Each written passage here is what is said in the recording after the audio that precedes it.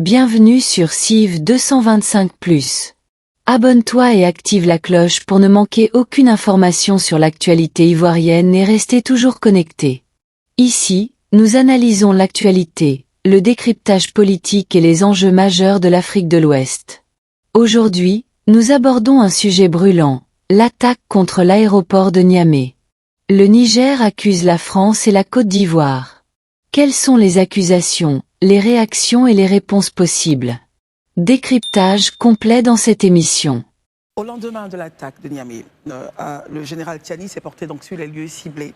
Et sur place, il a constaté les dégâts et a salué la riposte apportée donc par l'armée. Dans son message, il a accusé énormément le président Alassane Ouattara, notre président, le président de la Côte d'Ivoire, le président Patrice Talon du Bénin et le président français Emmanuel Macron de soutenir les assaillants qui ont frappé dans la nuit du 28 au 29 janvier 2026 et a assuré que bientôt on les entendrait rugir. L'attaque jusqu'à hier, pas revendiquée, a été finalement revendiquée par l'État islamique. Dans le même temps, ici en Côte d'Ivoire, aujourd'hui, nous avons donc eu ce communiqué qui donc parle de la convocation de l'ambassadeur de la République du Niger en Côte d'Ivoire.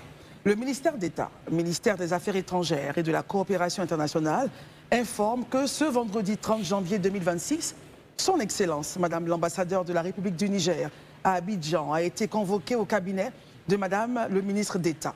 Cette convocation fait suite aux graves propos tenus récemment par les plus hautes autorités nigériennes à l'endroit de son Excellence, Monsieur Alassane Ouattara, président de la République de Côte d'Ivoire. Au cours de cet entretien, le gouvernement ivoirien a exprimé sa vive indignation et a condamné avec la plus grande fermeté ces déclarations qui non seulement contreviennent aux usages diplomatiques, mais porte une grave atteinte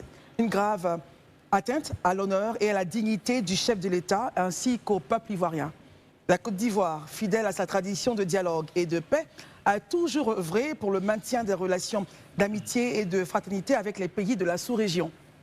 Toutefois, elle ne saurait tolérer que les institutions ivoiriennes soient l'objet d'agissements de nature à compromettre sérieusement la qualité de nos relations bilatérales. Une note de protestation formelle a été remise à l'ambassadeur pour transmission à ses hautes autorités. Le gouvernement ivoirien reste attentif à la suite qui sera donnée à cette démarche et se réserve le droit de tirer toutes les conséquences qui s'imposent, fait à Abidjan le 30 janvier 2026. Communiqué du ministère d'État, ministère des Affaires étrangères et de la coopération internationale. Élisée Boloube, nous avons l'accusation du général Tiani. Aujourd'hui, on sait que l'attaque a été revendiquée par l'État islamique.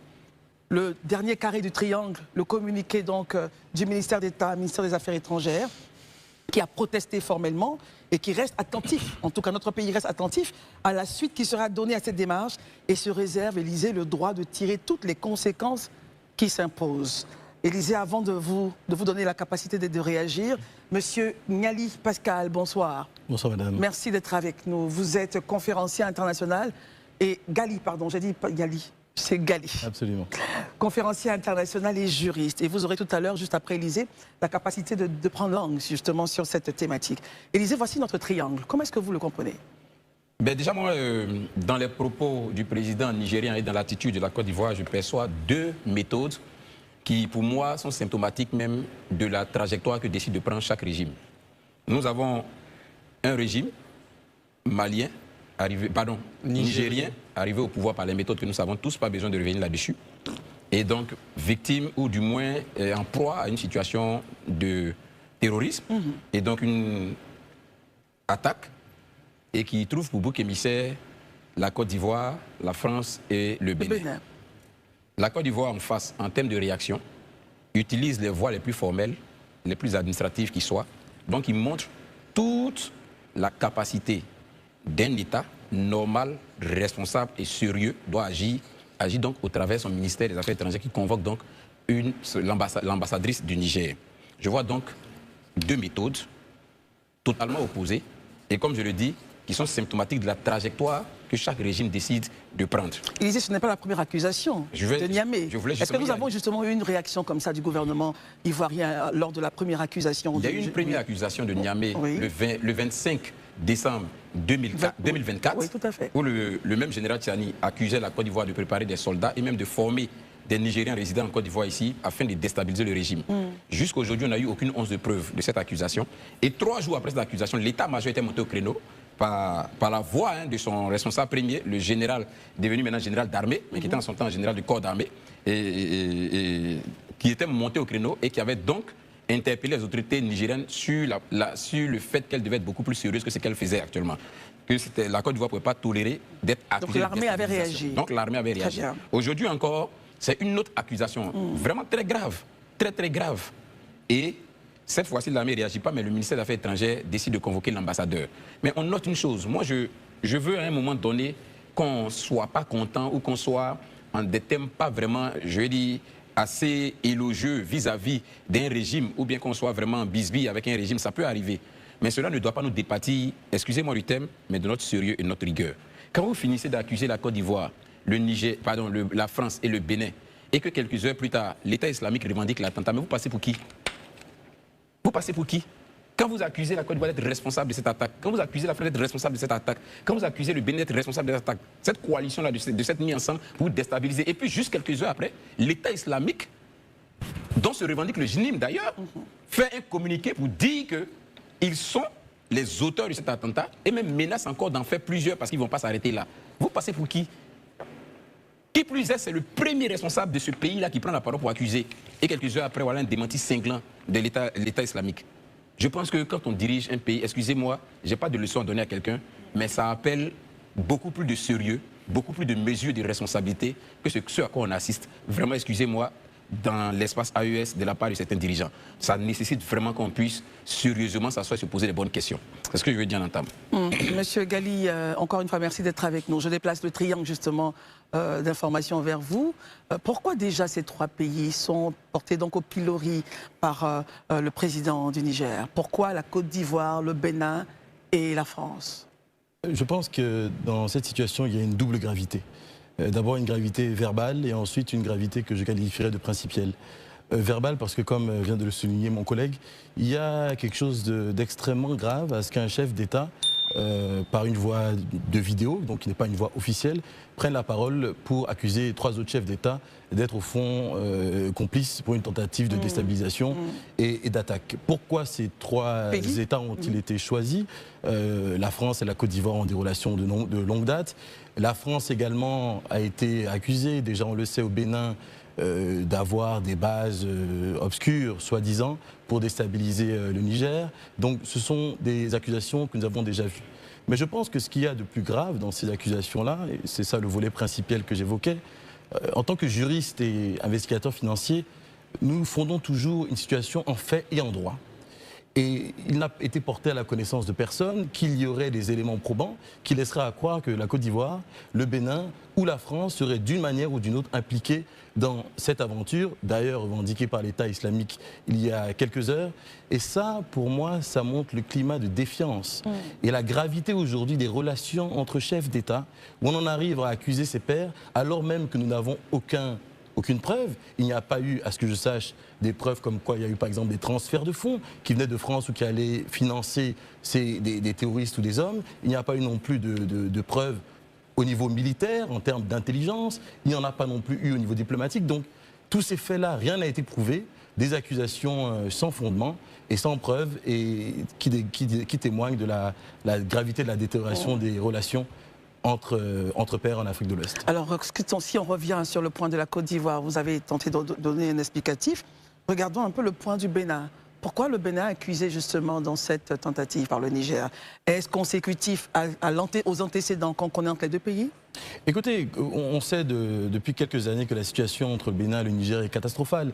Là, des points d'achoppement, la frontière qui est fermée, et avec le pétrole, je crois que c'est quand même plusieurs millions de dollars qui sont perdus par jour. Et il y a quelques semaines encore, il y a eu d'ailleurs un attentat contre ce pipeline qui maintenant est troué. Donc, je crois que le Bénin et la Côte d'Ivoire font partie, j'allais dire, des boucs émissaires préférés du Niger, pour des raisons politiques, mais aussi, certainement pour des raisons aussi économiques.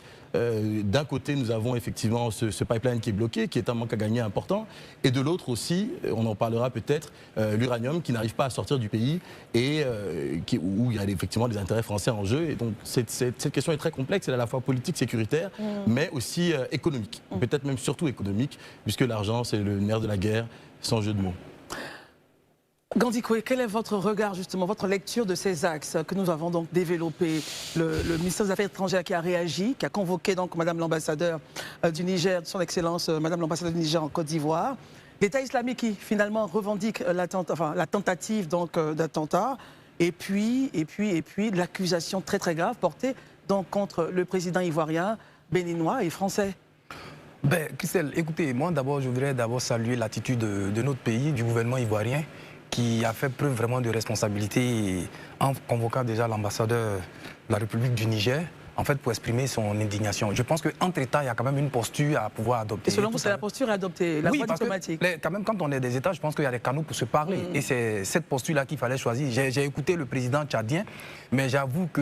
Nigérien, désolé, toutes mes excuses. J'ai écouté le président nigérien, mais j'avoue que j'ai été très surpris. Je me suis cru vraiment à un débat d'informel. J'ai pensé même à un homme de la rue, mais hélas. Parce que, vous voyez, tout à l'heure, quelqu'un l'a dit, il y a des canaux quand même, mais quand on se met là à faire une vidéo et on dit des propos sans la moindre preuve contre un État, je pense que c'est quand même extrêmement grave. Mais la Côte d'Ivoire, comme c'est un pays, comme on l'a dit, de paix, on a été fidèle, on est resté tout calme, comme le chef de l'État l'a toujours fait face aux accusations. Il a une posture républicaine, une posture d'homme d'État, et il réagit à travers les courriers qui font plus responsables. Et avec ça, le temps lui donne raison. Moi, je me demande, la Côte d'Ivoire aujourd'hui, c'est pas pour minimiser quand même le Niger, mais quel serait l'intérêt pour un État comme la Côte d'Ivoire d'aller aujourd'hui au Niger pour pouvoir faire un coup d'État? À quelle fin? Quel est l'intérêt? Quel est le non-dit? Parce que c'est vrai que l'uranium, peut-être qu'ils ont, mais...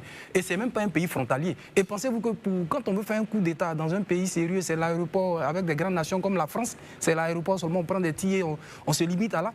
J'ai été surpris parce que je pensais que le chef de l'État allait nous dire les assaillants qui ont été pris, il y avait des Ivoiriens, il y a des gens qui ont fait des aveux, mais bon, comme quelqu'un l'a dit tout à l'heure, hein, c'est le quotidien, c'est le terrain. Quand les gens ont des difficultés en interne, il va falloir trouver un accusateur, un bouc émissaire pour dire en fait ça vient de l'extérieur. Sinon je ne vois vraiment pas qu'est-ce qui pourrait faire le sérieux de ces accusations-là à l'égard de notre pays. Je veux parler de notre pays que je connais parce que je ne parlais pas du Bénin, de la France qui a aussi des présidents, je pense qu'ils auront l'occasion d'intervenir, mais déjà à notre niveau, je ne vois pas l'intérêt et qu'est-ce qui pourrait pousser. Et mieux, il n'a pas pensé vraiment au nombre de citoyens qui sont dans notre pays. Parce qu'il y a une chose qui est claire, les citoyens nigériens qui sont aujourd'hui dans ce pays-là, quand on s'appelle Niger et qu'on sait qu'on a plusieurs citoyens dans notre pays, il y a quand même une posture à adopter. C'est une posture irresponsable. Mais je pense que la Côte d'Ivoire, fidèle à sa posture, a su quand même dribbler cette manière-là et à travers le communiqué. Et il y a l'État islamique qui avait quand même venu nous donner raison. Voilà.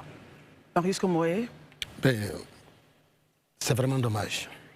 Je puis le dire parce que j'ai été de ceux-là qui ont toujours appelé donc au sens du dialogue.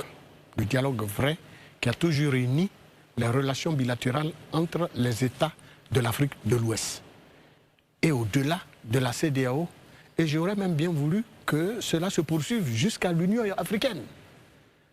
Au moment où l'Europe consolide son unité, l'Afrique continue de se désunir davantage. On peut certes se plaindre, et je fais partie de ceux-là qui se plaignent de la situation que traversent nos États de l'Afrique de l'Ouest. Je dis bien nos États, je ne dis pas les États. Parce que je me considère en tant qu'Ivoirien comme Nigérien. Je me considère en tant qu'Ivoirien comme Malien. Je me considère en tant qu'Ivoirien comme Burkinabé. Autant des Burkinabés vivent ici et se considèrent comme des Ivoiriens à part et entière, autant des Maliens sont nés ici, ont vécu depuis des générations et se considèrent aujourd'hui comme des Ivoiriens. Je vis en Côte d'Ivoire, mais je me considère comme un des leurs. Alors, quand j'entends un chef d'État à un tel niveau de responsabilité, avoir l'avenir de tout un pays entre ses mains, tenir de tels propos sans une once de preuve, Élysée l'a dit, c'est aberrant. Les propos tenus contre des chefs d'État d'un autre pays frère, à l'exclusion, je pourrais dire, de la France, suscitent pour nous, comme on en a entendu par le passé d'autres chefs d'État dans l'AES, suscitent chez nous, dis-je, un certain nombre d'interrogations.